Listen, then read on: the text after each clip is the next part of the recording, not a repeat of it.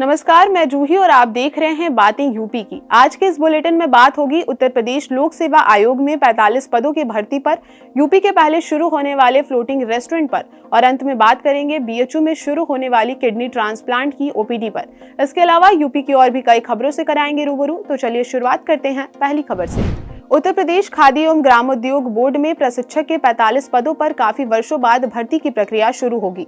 इन पदों पर भर्ती के लिए उत्तर प्रदेश लोक सेवा आयोग यूपीपीएससी से गुरुवार को विज्ञापन जारी कर दिया गया है। इसी के साथ ही आवेदन शुरू हो गए हैं। आवेदन केवल वन टाइम रजिस्ट्रेशन के माध्यम से यूपीपीएससी की वेबसाइट पर होगा। इन पदों के लिए 18 जनवरी 2024 तक शुल्क जमा होगा और 22 जनवरी तक आवेदन स्वीकार किए जाएंगे। ये लेवल 7 का पद है। इन पदों पर चयन परीक्षा और साक्षात्कार के अंकों के आधार पर होगा। 3 साल के लंबे इंतजार के बाद अब यूपी पुलिस में सिपाहियों की भर्ती की प्रक्रिया शुरू होने वाली है। 7 दिनों के अंदर यूपी पुलिस में सिपाहियों की 60,244 पदों पर सीधी भर्ती के लिए ऑनलाइन आवेदन की प्रक्रिया शुरू होगी। भर्ती बोर्ड के मुताबिक 11 फरवरी 2024 को लिखित परीक्षा आयोजित की जाएगी।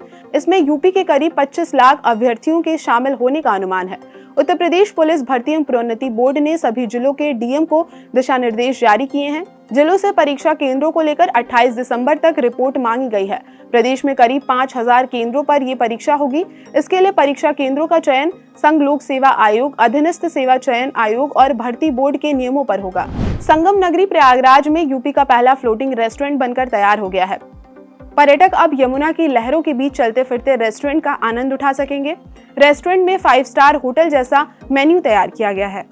इसमें सिर्फ शाकाहारी भोजन का इंतजाम होगा। नॉनवेज पर पूरी तरह से बैन रहेगा। 150 से ज्यादा लोग एक साथ सैर कर सकेंगे। इस रेस्टोरेंट में 6 सीट स्पीड बोट, 2 बचाव नावें भी लगाई गई हैं।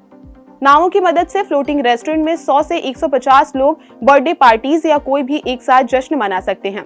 इस रेस्टोरेंट में खास तरीके की लाइटिंग भी की गई है। नगर निगम ने स्मार्ट सिटी योजना के तहत लगभग 4 करोड़ की लागत से फ्लोटिंग रेस्टोरेंट को बनवाया है। अयोध्या के श्री राम इंटरनेशनल एयरपोर्ट पर फ्लाइट का ट्रायल किया गया। एयरपोर्ट पर सिविल एविएशन के अधिकारियों को लेकर फ्लाइट उतरी। इस ट्रायल रन के दौरान व्यवस्थाओं की जांच की गई। एयरपोर्ट अथॉरिटी के अधिकारियों का दावा है कि ट्रायल फ्लाइट का रन सफल रहा है। दरअसल 30 दिसंबर को प्रधानमंत्री नरेंद्र मोदी अयोध्या में नवनिर्मित श्री राम इंटरनेशनल एयरपोर्ट का उद्घाटन करेंगे। इससे पहले तैयारी को पूरा कराया जा रहा है। सीएम योगी आदित्यनाथ ने एक दिन पहले अयोध्या में चल रही तैयारी का जायजा लिया था। इस दौरान उन्होंने श्री राम एयरपोर्ट की तैयारियों की भी जानकारी ली थी। श्री राम एयरपोर्ट पर फ्लाइट के ट्रायल रन को लेकर तमाम व्यवस्थाओं को पुख्ता बनाया गया था। इसके ट्रायल फ्लाइट के बाद अब अयोध्या में एयरपोर्ट के निर्माण को पूरा माना जा रहा है। केंद्र सरकार ने 19 किलोग्राम वाले कमर्शियल एलपीजी सिलेंडर की कीमतों में कटौती करके उपभोक्ताओं को क्रिसमस और नए साल की भेंट दी है। ऑयल मार्केटिंग कंपनियों ने कमर्शियल एलपीजी सिलेंडर की कीमत में 39.50 की कटौती की है। दिल्ली में अब 19 किलोग्राम वाला गैस सिलेंडर 1757.50 में मिलेगा। हालांकि डोमेस्टिक एलपीजी सिलेंडरों की कीमतों में कोई बदलाव नहीं हुआ है। कीमतों में कटौती आज यानी 22 दिसंबर से लागू होगी। एलपीजी की कीमत में इस कटौती से होटल और रेस्टोरेंट जैसे कमर्शियल रसोई गैस उपयोगकर्ताओं को कुछ राहत मिलेगी। इससे पहले दिल्ली में कमर्शियल सिलेंडर की कीमत 1796.50 रुपए, मुंबई में 1749 रुपए, कोलकाता में 1908 रुपए और चेन्नई में 1968.50 रुपए थी। कीमत में 39.50 रुपए की कटौती के बाद कमर्शियल सिलेंडर अब कोलकाता में 1869 रुपए, मुंबई में 1710 रुपए और चेन्नई में 1900 रुपए में मिलेगा। रामनगरी अयोध्या में भगवान राम के मंदिर के प्राण प्रतिष्ठा समारोह की तैयारियां तेजी से चल रही हैं। योगी सरकार ने प्राण प्रतिष्ठा समारोह से पहले यूपी में राममय माहौल बनाने में जुटी है। इसी बीच प्राण प्रतिष्ठा समारोह के उपलक्ष्य में राज्य के संस्कृत विभाग ने आगामी 14 से 22 जनवरी तक प्रदेश के सभी राम मंदिरों, हनुमान मंदिरों, महर्षि वाल्मीकि मंदिरों आदि में रामकथा, रामायण पाठ, भजन कीर्तन, अन्य सांस्कृतिक कार्यक्रम आयोजित करवाने की तैयारी की है।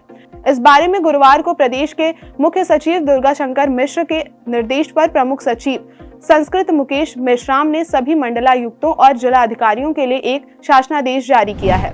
किडनी ट्रांसप्लांट कराने वालों के लिए अच्छी खबर सामने आई है। अब बनारस के IMS BHU में जल्द ही किडनी ट्रांसप्लांट के लिए OPD की शुरुआत होगी।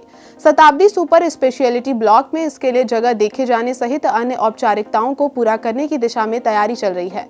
BHU अस्पताल, दीनदयाल अस्पताल, मंडलीय अस्पताल में किडनी के मरीजों के लिए डायलिसिस की सुविधा तो है, लेकिन विशेष OPD नहीं है। जरूरत पड़ने पर मरीजों के किडनी ट्रांसप्लांट जैसी कोई व्यवस्था नहीं है। विभाग में ट्रांसप्लांट क्लिनिक हर मंगलवार को चलाई जा रही है, जिसके लिए अब इसके लिए विशेष OPD शुरू होगी।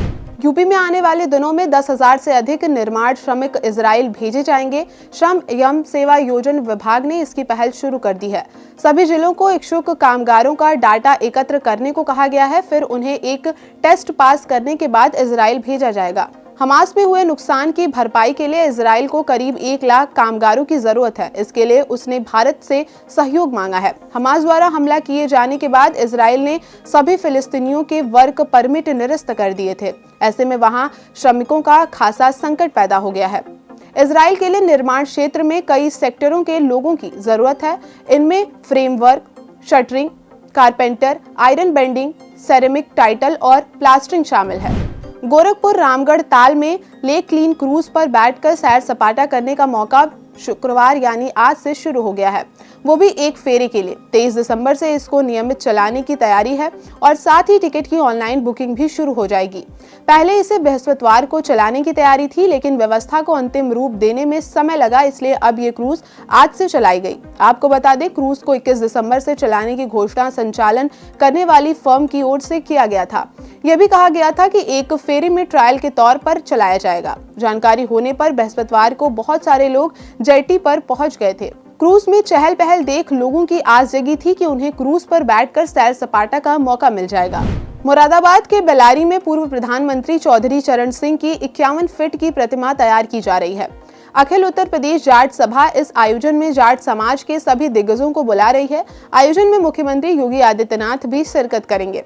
तैयारी है कि सीएम के हाथों चौधरी चरण सिंह की प्रतिमा का अनावरण कराया जाए। दरअसल 23 दिसंबर को चौधरी चरण सिंह की जयंती है। इस साल जन्म शताब्दी वर्ष है। इसी अवसर पर जाट समाज द्वारा ये आयोजन रखा गया है। बता दें कि चौधरी चरण सिंह जयंती को किसान दिवस के रूप में देश भर में मनाया जाता है। तो आज की यूपी की खबरों में बस इतना ही। अपनी शहरों की बड़ी अपडेट पाने के लिए बने रहिए हमारे साथ और देखते रहिए बातें यूपी की।